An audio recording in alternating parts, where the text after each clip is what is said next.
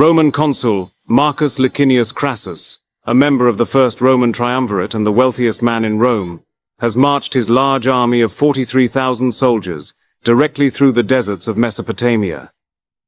Crassus had been enticed by the prospect of military glory and riches and as such has opted to invade the lands of the great Parthian Empire. In light of his ambition and confidence, Crassus has embarked on this campaign without official consent of the Roman Senate, and thus he had raised the army through his own funds.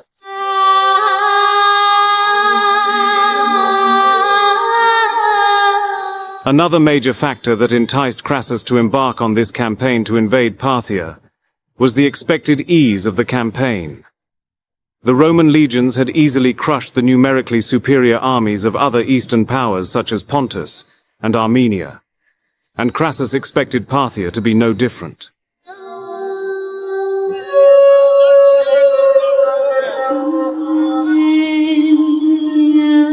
Upon arriving in Syria, Crassus received support of about 6,000 cavalry from Artavasdes, the Armenian king. Artavasdes then advised him to take a route through Armenia to avoid the desert and offered him further reinforcements, in which Crassus refused the offer and decided to take the direct route through Mesopotamia and to capture the great cities in the region.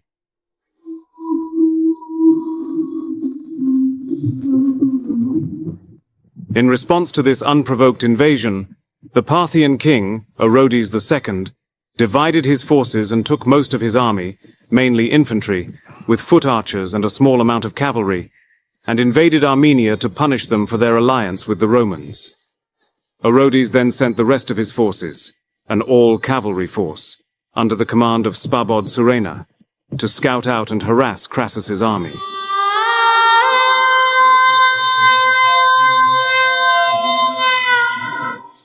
Orodes did not anticipate that Surena's heavily outnumbered force would be able to even challenge Crassus's force, let alone defeat them. Orodes merely wanted Surena to harass and delay the Romans. Philosopher Plutarch described Surena's force as 1,000 mail-clad horsemen and a still greater number of light-armed cavalry. Including slaves and vassals, Surena's expedition numbered 10,000 in total, supported by a baggage train of 1,000 camels, whom carried supplies, primarily caches of arrows.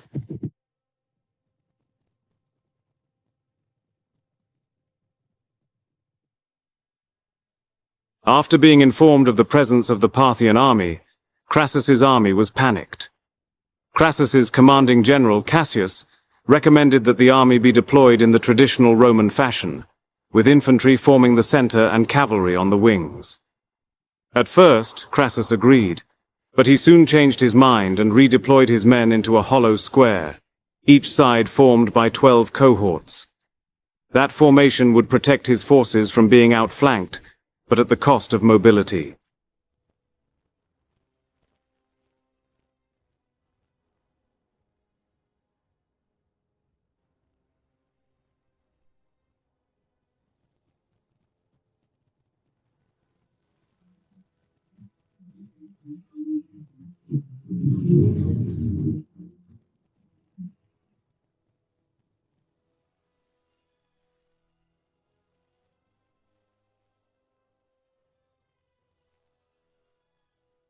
Single formation!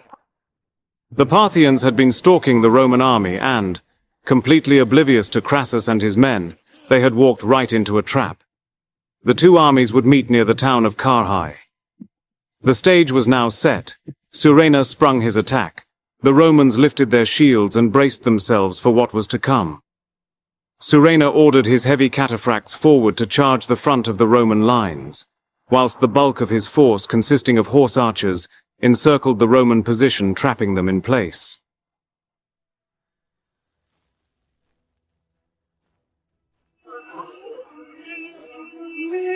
Reform!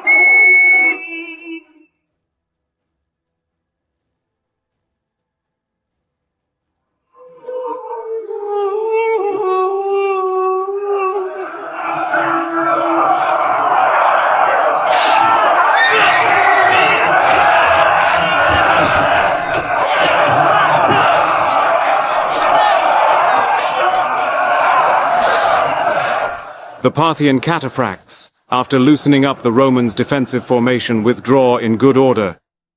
Now was the time for Surena's grand plan. The Parthian horse archers rode forward and began raining arrows down on the Romans.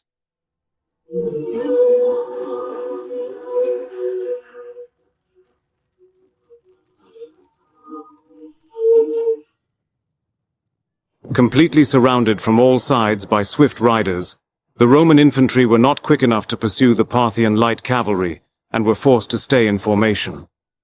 Form testudo!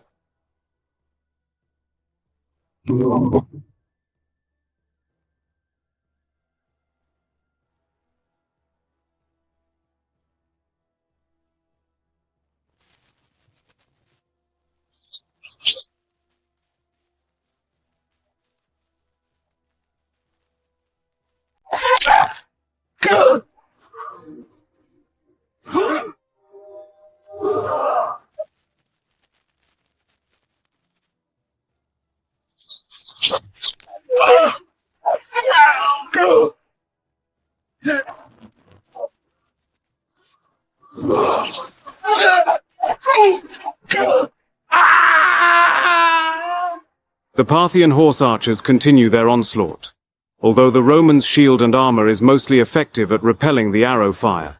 Some manage to slip through the cracks, causing many casualties.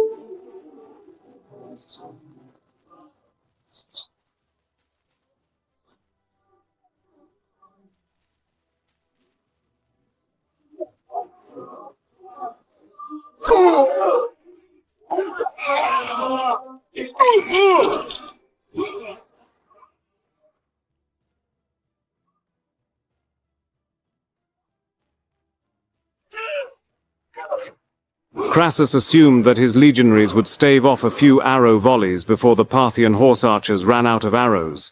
Then he would order his men to give pursuit. However, he was gravely mistaken.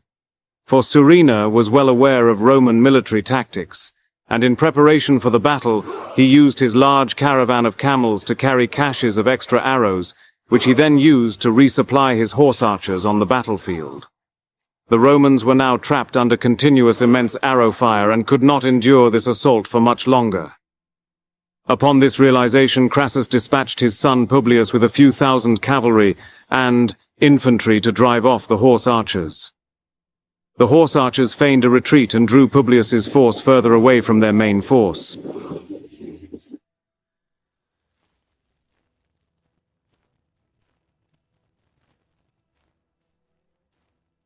Once Publius and his men were sufficiently separated from the rest of the army, the Parthian cataphracts turned and confronted them, while the horse archers cut off their retreat.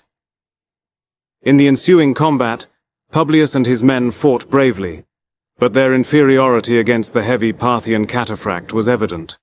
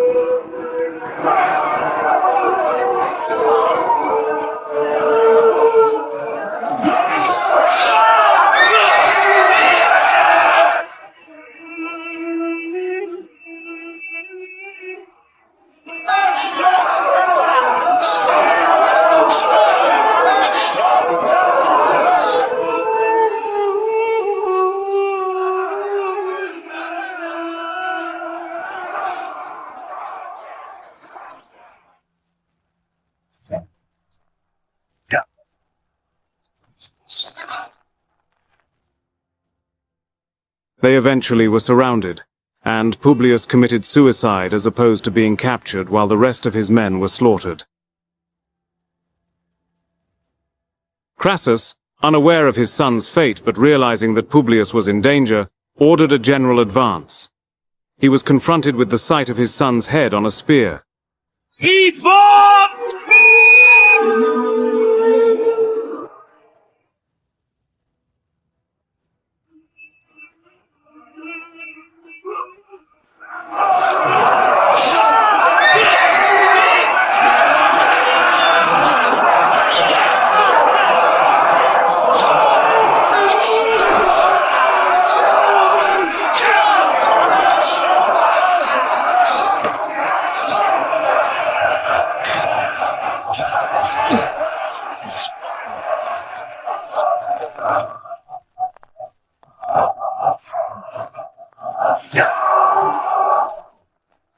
The Parthian horse archers began to surround the Roman infantry and shot at them from all directions. Meanwhile, the cataphracts mounted a series of charges against the disorganized Romans. As the day came to a close, the Parthians withdrew back to their camp. The onslaught did not cease until nightfall, with the Romans having suffered heavy casualties. Crassus, deeply shaken and distraught by his son's death, was relinquished of his command by fellow Roman officers, whom gathered the surviving Roman soldiers and ordered a retreat to the nearby town of Carrhae, leaving behind 4,000 Roman soldiers to fend for themselves. The following morning, Surena sent his cataphracts to finish off the few thousand wounded Roman soldiers whom were left to die, cutting them down without much of a fight. Surena then sent an envoy to Carrhae, looking to negotiate with Crassus. Surena proposed a truce to allow the Roman army to return to Syria safely in exchange for Rome giving up all territory east of the Euphrates. Surena either sent an embassy to the Romans by the hills, or went himself to state he wanted a peace conference on an evacuation. Crassus was reluctant to meet with the Parthians, but his troops threatened to mutiny otherwise. It was reported